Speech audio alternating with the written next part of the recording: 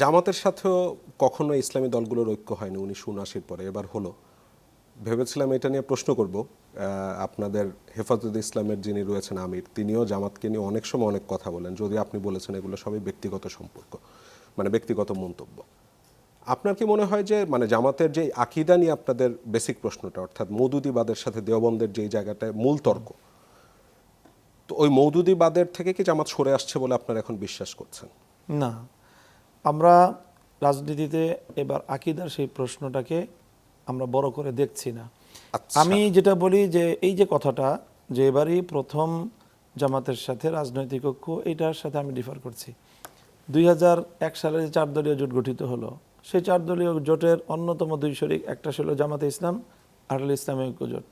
ইসলামী ঐক্য জোটের আন্ডারে বাংলাদেশের কওমি অঙ্গন সম্পূর্ণ ঐক্যমত্যভাবেই তারা কিন্তু একই সাথে জোটবদ্ধ হয়ে জামাতের সাথে কাজ করেছে। এক, দ্বিতীয় হলো শুধু বাংলাদেশ না, আমাদের সাবকন্টিনেন্টালে জামাতের সাথে দেওবন্দি ঘরানার রাজনৈতিক দল এবং ব্যক্তিত্বদের ঐক্যের ইতিহাসটা নতুন না।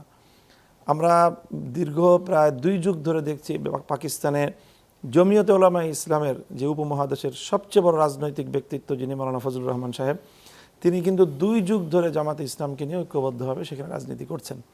কাজেই আমরা সেই জায়গাটায় বাংলাদেশের স্বাধীনতা, বাংলাদেশে যে আধিপত্যবাদ বিরোধী লড়াই সংগ্রাম, জুলাই বিপ্লব, এই সব কিছুর বিবেচনায় আমরা মনে করছি যে বাংলাদেশে বর্তমানে যে আমাদের যে বৃহত্তর রাজনৈতিক যে প্রশ্নগুলো, সেই প্রশ্নগুলোর সমাধানের জন্যই মূলত এই মুহূর্তে আপনাদের আকীদার জায়গায় তো পার্থক্য রয়ে যাচ্ছে। পার্থক্য এই আছে। আচ্ছা, পরিষ্কার।